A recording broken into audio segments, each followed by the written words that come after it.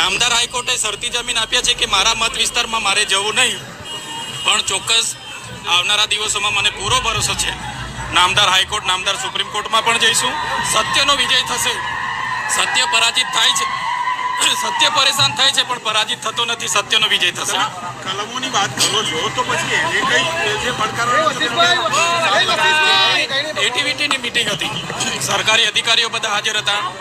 વેપારીઓને સભ્ય તરીકે લીધા, એના લીધે બોલાચાલી થઈ, એના લીધે ઝપાઝપી થઈ, અને ત્યાં કોઈ 307 લાગુ પડે એવો કોઈ ગુનો થયો નથી. સીસીટીવી ફૂટેજ એ લોકો પર હતા, એમણે જાહેર કરવા જોઈએ, તે એમણે કર્યા નથી.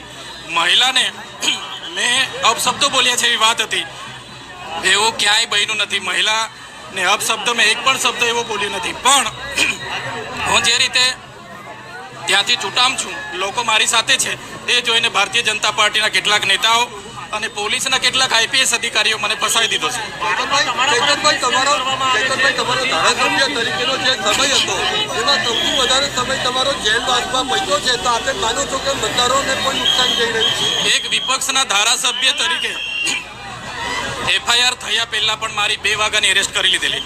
મેં પણ અરજી આપી હતી, સૌથી પહેલા ફરિયાદ મેં આપી હતી, પણ આજ દિન સુધી એની એફઆઈઆર નથી થઈ. એટલે વિપક્ષના ધારાસભ્યને આ દબાવવાની સોજી સાચી કોશિશ છે, પણ અમે દબાવીશું. જે આ જનતાનો પ્રેમ સહકાર મળ્યો છે, જે રાજકીય લોકો, સામાજિક લોકોનો સહકાર મળ્યો છે, એમના વિશ્વાસ પર અમે કાયમ રહીશું અને આગળ વધતા રહીશું. જામીન મળ્યા એ મામલે કોઈ તમારા ફિલિંગ્સ શું કહેશો? જામીન થયા છે એટલે આટલા ટાઈમ પછી હું બહાર આવ્યો છું, એટલે મને ખૂબ આનંદ છે. કેમ કે હું મારા પરિવાર સાથે, મારો જે વિધાનસભા ડેડિયાપાડા સાગબારાના લોકો છે, મારો પરિવાર છે, એના સુખ દુઃખમાં હું હાજર નથી રહ્યો, એ બદલ મને ખૂબ દુઃખ છે. પણ આ માટે પણ એ લોકો સાથે જ છું. મેં હમણાં પ્રવેશબંધી નથી, છતાં એ લોકો સાથે રહીને આવનાર દિવસમાં મહાનગરપાલિકા અને તાલુકા જિલ્લા પંચાયતની જે ચૂંટણી આવવાની, તો આમ આદમી પાર્ટી લડવાની છે. પણ એક ધારાસભ્ય, વિપક્ષના ધારાસભ્ય અવાજ ઉઠાવે, એને કઈ રીતના દાબી દેવો, એ આ ભારતીય જનતા પાર્ટીના નેતા અને પોલીસ કરી રહી છે.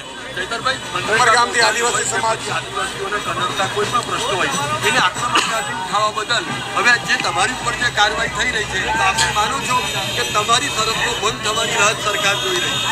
તમે જોયું હશે, પોસ્ટ મેટ્રિક શિષ્યવૃત્તિ હોય, મનરેગા યોજના હોય, આવાસની યોજના, રોડ રસ્તાની બાબત હોય, કે કરાર આધારિત ફિક્સ પગારદારોની વાત હોય, કે આઉટસોર્સિંગ કર્મચારીની વાત હોય, ચૈતર વસાવા સડકથી લઈને સદન સુધી લડે છે, એટલે ભારતીય જનતા પાર્ટીને પસંદ નથી. એના લીધે જ મને ખોટા કેસમાં ફસાવી દેવામાં આવ્યો છે. हिंदी में छोटा सा, आप क्या कहोगे? जामीन मिल गया है, बाहर आ गए?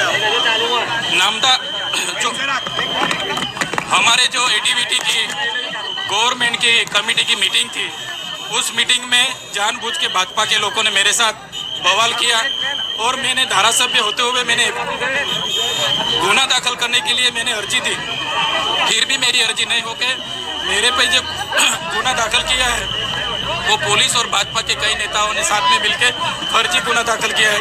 नामदार हाईकोर्ट ने जो शर्ती जामीन दिया है, उसका हम स्वागत करते हैं, और आने वाले दिन में लोगों के बीच रह के लोगों के मुद्दे उठाते रहेंगे. धाराएं लगी है, क्या कहेंगे? धाराएं लगी है, सत्य को परेशान करा जा सकता है, लेकिन पराजित नहीं कर सकता. सत्य की जीत होगी. मेरे विपक्ष में होते हुए मेरे आवाज को दबाने की कोशिश की गई, लेकिन ये आवाज संविधान का आवाज है, ये आवाज जनता की आवाज है, ये आवाज कभी दबाएगी नहीं. ये आवाज और ताकत से हम आगे बढ़ाएंगे. ठीक है, थैंक यू.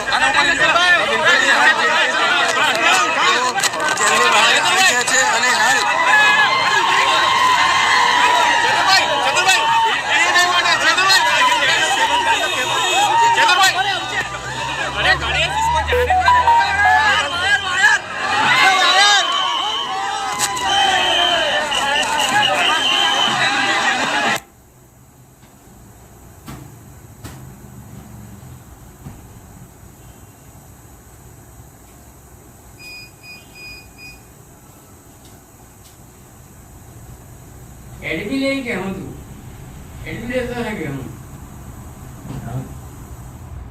इधर आई भी हमरा में वाइट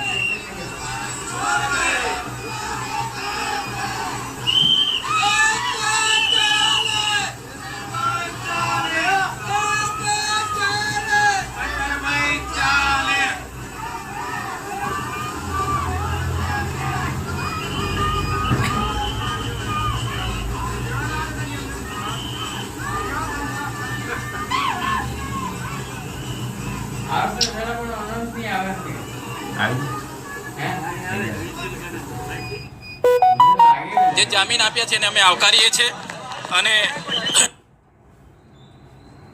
पक्ष में होते हुए मेरे अगर आप इस वीडियो पर क्लिक करोगे तो आप इस